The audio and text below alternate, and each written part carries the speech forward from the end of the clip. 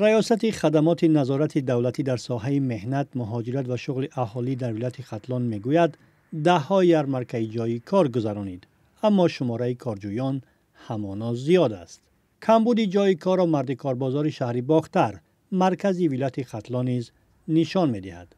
در اینجا هر روز نزدیک به 150 مرد و زن جمع می‌آیند. کارجویان میگویند آنها را عادتاً به بیناکاری، کشاورزی یا پاککاری میبرند.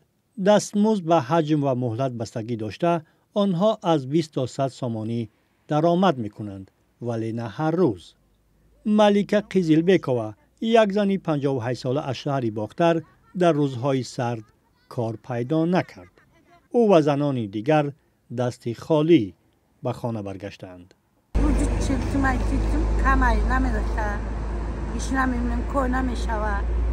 هیچ کاری آدم نمیکنه. خمجه میستم یکون تا چی میکنه؟ کار نمیشه با میرم تو بگیرم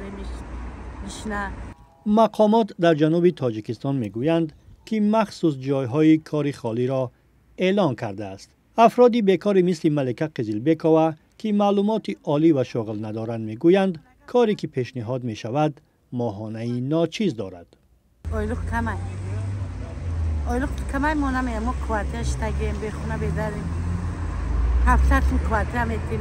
زنی دیگری گفت که یارمرکه های جای کار برگزار می شود، ولی هوسمند نیست. نمیشه و ما همیجا بسیار گشتگی، بسیار کار کردگی، ما در همیجا پولمون نمیآویم. مثال ما خودم در همی خونه اتاق زندگی ما وضعی. اگه میایم خیلی یارمرکه میایم، این زنکا اینجا کار نمیکنند در آخرجا.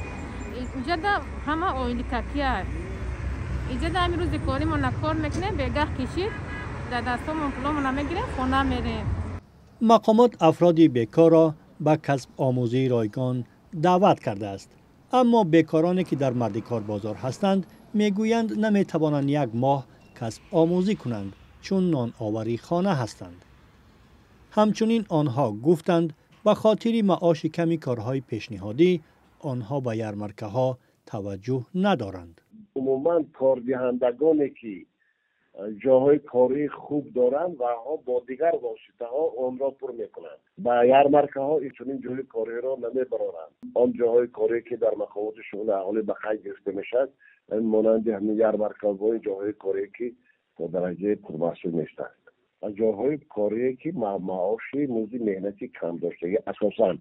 آماری بیکاران و آنهایی که در نتیجه یارمرکه های جایهای کاری خالی در ختلان شغل پرمحصول پیدا کرده اند معلوم نیست. در نیم ساله 2024 شماره آنها 14,000 نفر گفته شده است. هفته جاری در نشست وزارت مهنت، مهاجرت و شغل اهالی تاجیکستان گفته شد که سال 2024 به مقامات مهنت و شغل اهالی کشور 64,577 نفر مقامی بیکاری داشتند.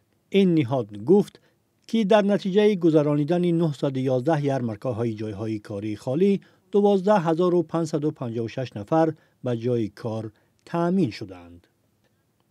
به معلومات وزارت مهنت، مهاجرت و شغل اهالی تاجیکستان، شماره جایهای کاری در سال 2024 در مقایسه با سال 2023 16,000 عدد یا 7.1% زیاد بوده است.